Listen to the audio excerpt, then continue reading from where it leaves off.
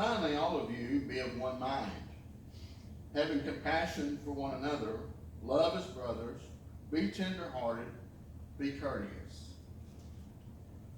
The Message Bible is a different translation, but it says it like this. It says, summing up, be agreeable, be sympathetic, be loving, be compassionate, be humble.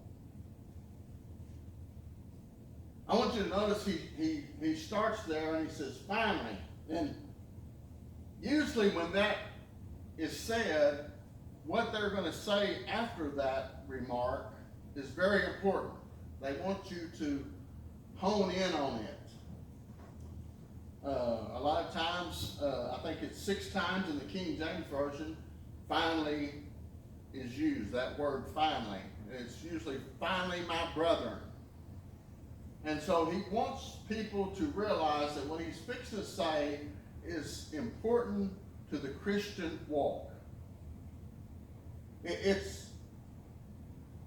and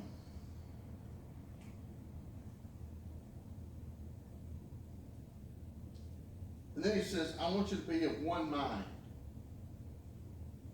Now, when a sports team comes together, they've got all kinds of individuals with all kinds of individual backgrounds. They got things they agree on, they got things they disagree on.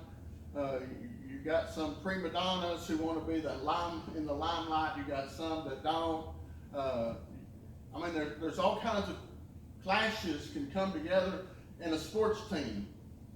But when a sports team that even has all of that comes together, and they come together to win a game, then you got something very special.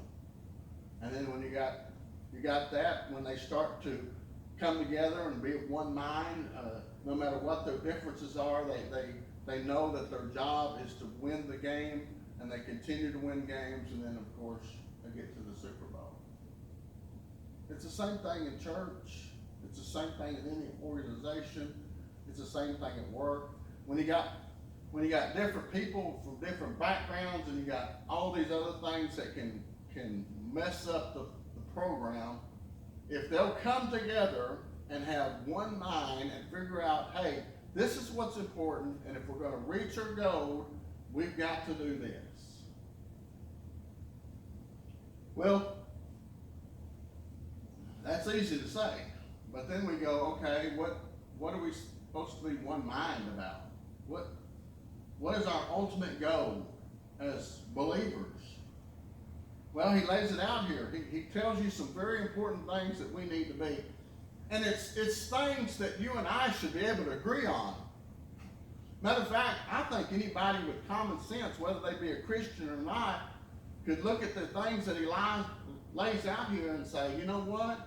This makes sense. This would not only benefit me, but it's going to benefit the world around me. But for the Christian, especially, these things are important. These things we have to agree on. No ands, ifs, or buts about it. We have to agree, and this is what brings us together as believers. Look with me.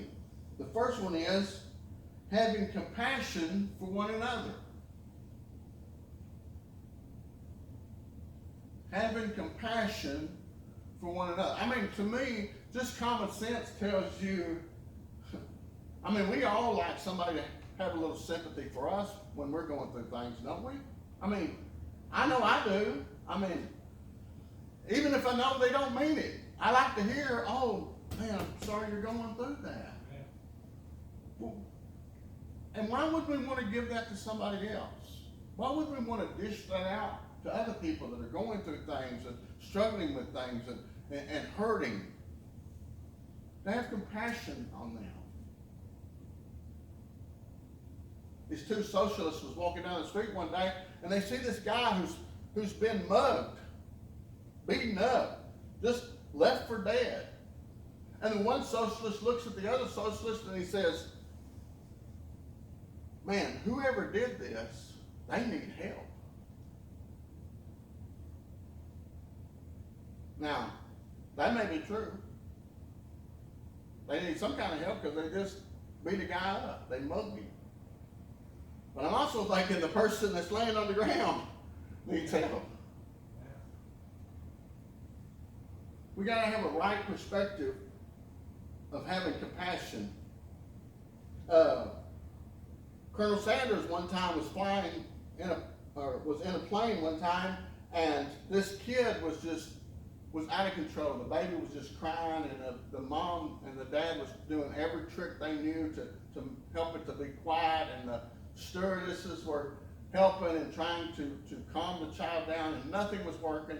And finally, Colonel Sanders comes walking over there, and he says, "Can I hold the baby?"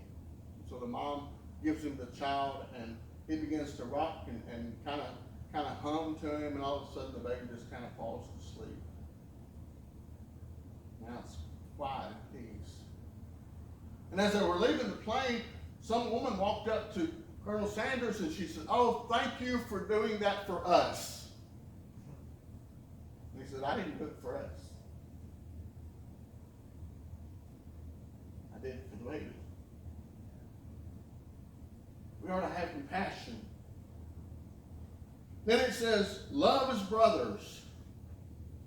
We're supposed to love and honor each other like we're family. Now, I know not every family gets along, and they have their fussing and their fighting, and they have some bitterness and some problems with one another. But he's not talking about those kind of families. He's talking about those families who stick together no matter what. Those families who are there for one another no matter what.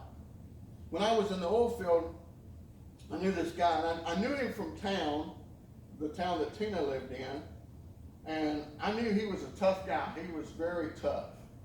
And, but on the oil field, he had that demeanor, you just didn't eyeball him. He was just a tough guy. But me and him got along really great. And when I was in the oil field, I was preaching too, and he heard about that, and he'd come over and he'd ask me questions, and we just had good conversations.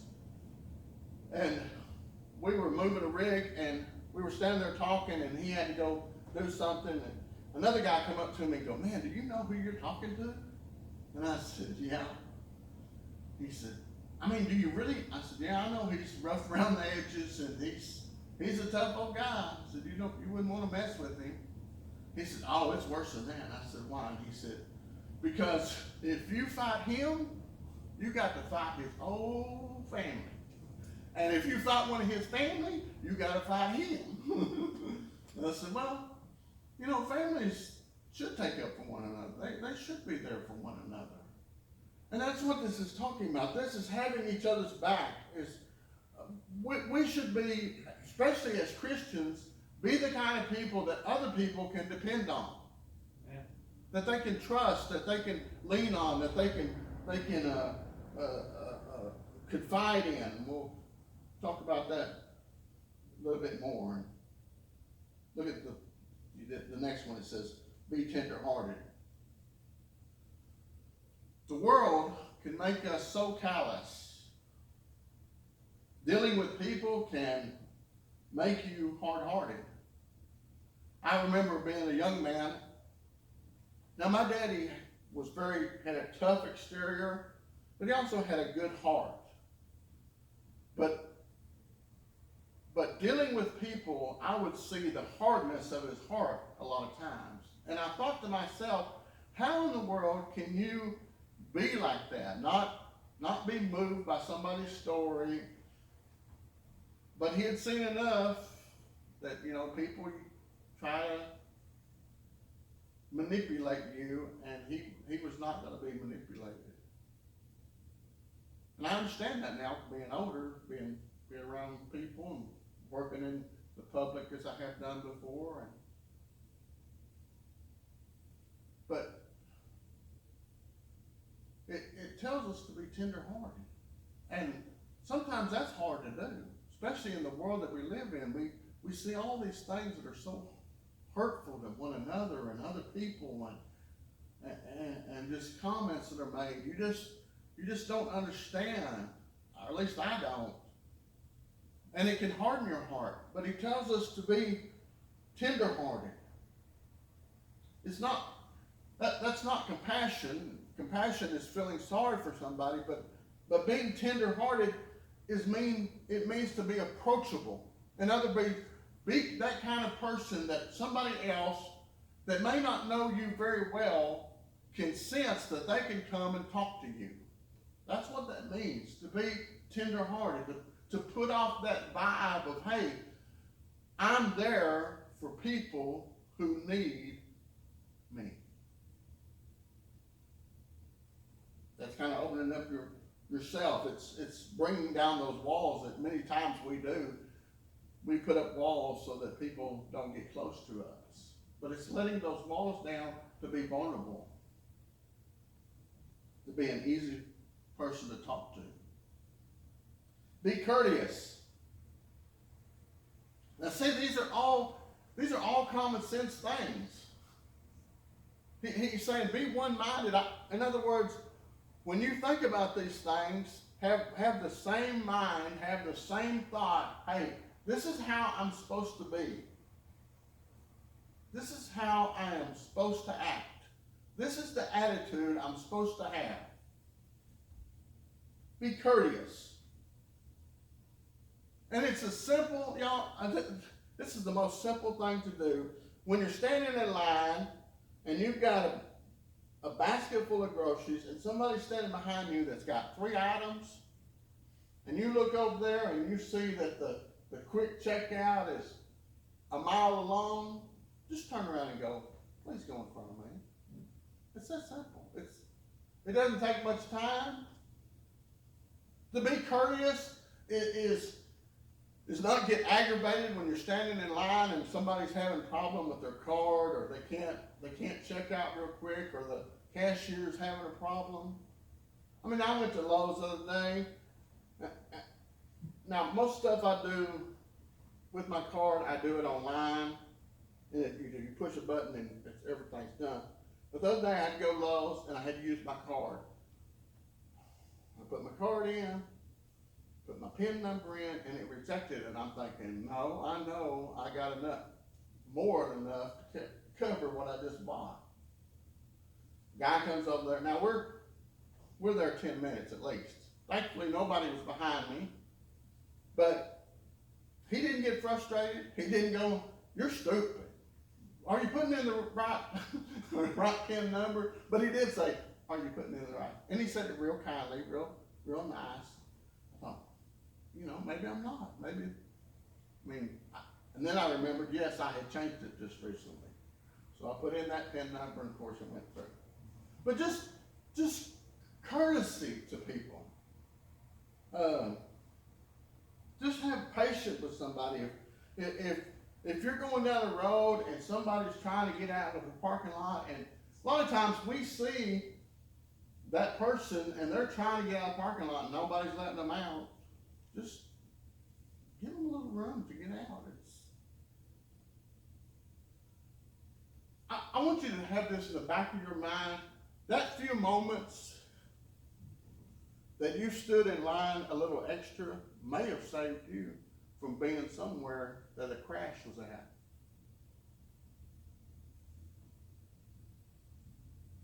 Or where a shooting was at.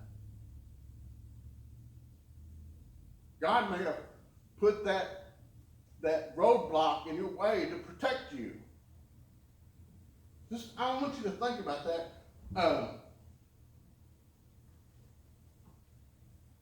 Smile at somebody you don't know. Just say hi to somebody you don't know. Start a conversation. I was in the waiting room to do a test. There's like 5 or 6 of us in there, and we've already been there for, in there for 10 minutes. I moved from one waiting room to another waiting room.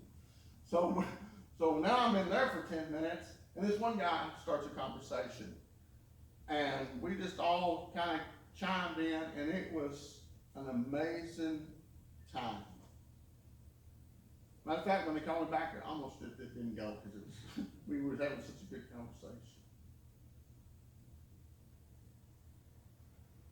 Just be courteous. Now look with me. Look, it says, Not returning evil for evil, reviling for reviling. Not returning evil for evil. In other words, you're keeping score. They did this, and they did this, and they did this, and I wrote it down. I've got notes what they've done. I'm keeping score of what they've done. Oh, because I'm going to quote Tyler here in just a minute, my grandson. But be praying for him because God is really working on his little heart.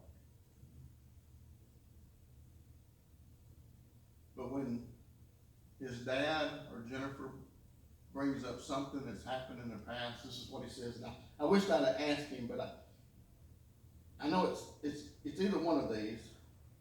The past is the past, which is a good one. Or let the past be in the past. Now, that's from a 12-year-old. That's pretty good. Yeah.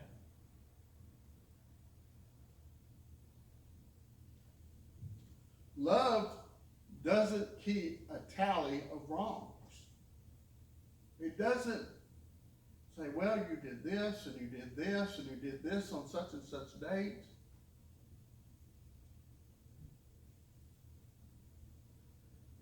Love actively chooses to forgive and look past those sins or mistakes. Yeah. If you read 1 Corinthians 13, 1 through 8, it gives you a description of what love is. Are we not supposed to love our neighbors as ourselves? Yes. So that means we don't keep a tally of what people have done to us.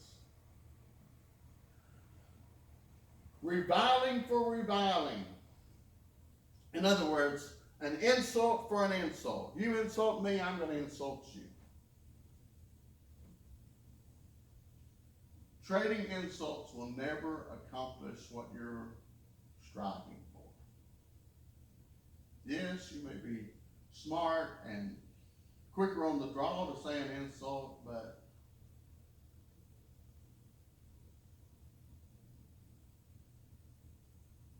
what does that even mean? I mean, I know this has probably happened to you. I know that it's happened to me several times. You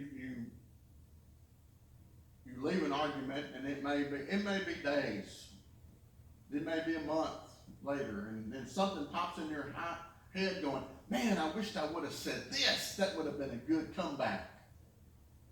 Well, the reason you didn't get to say that is a good thing. Yeah. Because you can't take back words. Oh, you can apologize for them. And they may forgive you. But the damage has already been done, you know. There is no winners when we give evil for evil and reviling for reviling. There's no winner there.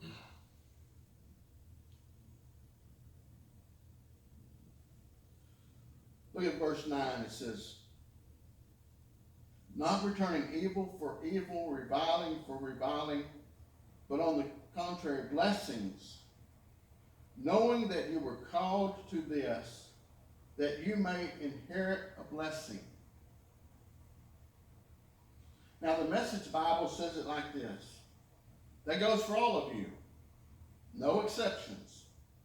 No retaliation. No sharp-tongued words. Instead, bless.